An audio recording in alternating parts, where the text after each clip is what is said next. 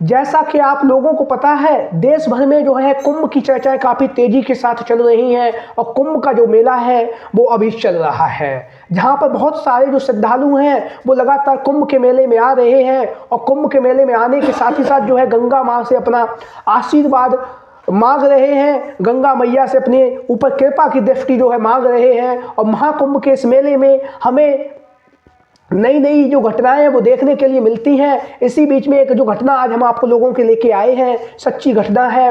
और यह जो घटना है, जब एक देवर और भाभी जब गंगा स्नान करने आते हैं, उसके बाद जो है दोनों ने जिस तरह से आपस में जो संबंध बनाए हैं उनको लेकर आज हम अपनी इस वीडियो में बात करेंगे।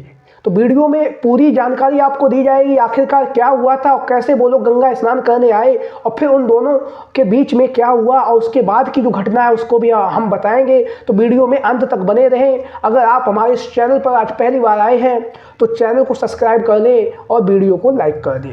तो ये सच्ची घटना जो शुरू है, ये शुरू जो होती है महमूदपुर से होती है। महमूदपुर में जो है एक महिला रहती है और एक जो महिला होती है उसके परिवार में उसकी सास होती है, उसके एक देवर होता है, उसके जो पति होते हैं वो भी उस परिवार में होते हैं। हालांकि जो महिला होती है उसके जो पति हैं वो आर्मी में होते हैं और आर्मी में जो है अपनी ड्यूटी कर रहे होते हैं। महिला का मन जो था कुंभ मेले में जाने का हुआ, तो उसको लेकर उसने एक दिन अपने पति से फ़ोन लगाया और कहा कि हम कुंभ मेला जाना चाह रहे हैं, आप जो है छुट्टी लेकर आ जाएं।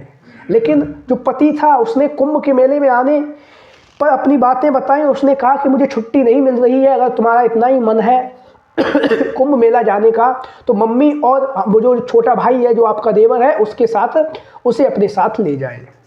तो महिला को ये बात समझ में आ गई। उसने अपनी सास से कहा तो सास भी जो है तैयार हो गई कुंभ के मेले में जाने के लिए। और उसका जो देवर था, जब उससे कहा उन्होंने, जिसकी उम्र 21 साल की रही होगी और महिला की जो उम्र थी वो तकरीबन 25 से 26 साल रही होगी, क्योंकि उसकी जो शादी हुई थी वो अभी शादी हुई थी, 2 साल ही बीते थे और उनके कोई भी बच्चा भी नहीं था। तो जब ये बात उसने अपने देवर को बताई तो देवर ने कहा, कहाँ माँ को लेके जाओगी, इतनी भीड़ चल रही है, ऐसा करते हैं हम और तुम 2 ही लोग जो है कुंभ स्नान करने चलते हैं, उसके बाद जो है माँ को फिर कभी हम लोग घुमा लाएंगे। तो महिला भी उस अपने देवर की जो बात है उस बात से राजी हो जाती है। फिर दोनों ने जो है अपनी तैयारियां कर ली और जो है मुगल सराय प्लेटफॉर्म पे, मुगल सराय जंक्शन पे पहुंचे और वहाँ से जो है प्रयागराज के लिए उन्होंने अपनी जो है यात्रा शुरू कर दी। फिर वह प्रयागराज पहुँचे और प्रयागराज में पहुंचकर उन्होंने जो है माँ गंगा को स्नान किया और गंगा स्नान करने के बाद जो है उन्होंने अपने रुकने के लिए एक जो है रूम लिया था। जिस कमरे में उन्होंने लिया था, तो महिला लगातार कह रही थी कि आप जो है हम 2 लोग हैं, 2 अलग अलग कमरे लेंगे। लेकिन जो उसका जो देवर था, जो कहीं ना कहीं उससे पहले ही उसकी जो गंदी निगाह जो थी उस महिला के ऊपर थी, यानी कि अपनी भाभी के ऊपर जो है उसकी गंदी निगाह थी।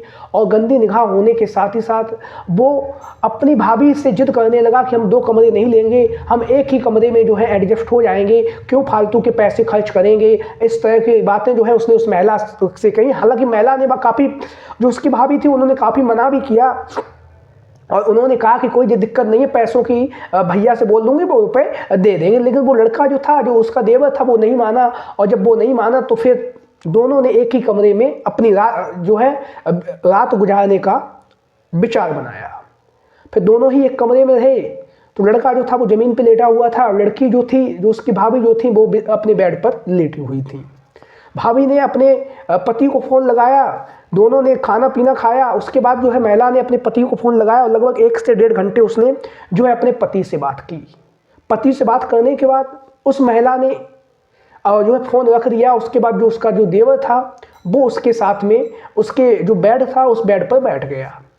जब वो बेड पर बैठ गया तो उसने जो है उस अपनी भाभी के साथ जो है बातचीत करता रहा और बातचीत करते हुए जो है उसने 1-2 बार उसे टच भी किया और टच करने पर जो है महिला ने विरोध भी किया। लेकिन वो जो उसका जो देवर था उसने फिर अपनी बातें उन्हें बताई, अपनी भाभी को अपनी बातें बताई कि हम आपको बहुत पसंद करते हैं और हम आपको काफ़ी समय से पसंद करते हैं। तब जब महिला को ये बातें बताई उसने, लेकिन महिला जो उसकी जो भाभी थी उन्होंने मना भी किया कि हम ऐसा काम नहीं करेंगे। लेकिन वो जो उसका जो देवर था उसने उसे किस कर लिया। महिला ने उसका विरोध भी किया। तो धीरे धीरे फिर दोनों में ही एक दूसरे को समझने लगे और समझने के बाद बहुत देर तक बातें हुई। उसके बाद जो है उसने कहा, जब महिला ने उससे कहा अगर ये बात तुम्हारे भाई को पता चल जाएगी तो फिर वो मुझे अपने घर से निकाल देंगे। तो उस युवक ने कहा, जो उसका देवर था, उसने कहा आप परेशान ना हो, अगर भाई आपको घर से निकाल देंगे तो फिर हम आपको अपने साथ रख लेंगे। तो ये बात जब उसने कही, उसके बाद हम आपको बताते चले उन दोनों के बीच में जो है संबंध बनना शुरू हुए। क्योंकि महिला जो थी वो भी, उसके जो पति थे वो आर्मी में थे, बहुत कम समय पर ही वो घर रह पाते थे, 10-15 दिन के लिए आते थे साल खंड में या 6 महीने में। तो महिला को भी कहीं ना कहीं उसकी आवश्यकता थी। फिर दोनों के बीच में जो है पूरी रात ये सिलसिला जो था नाजायज़ संबंध का चला।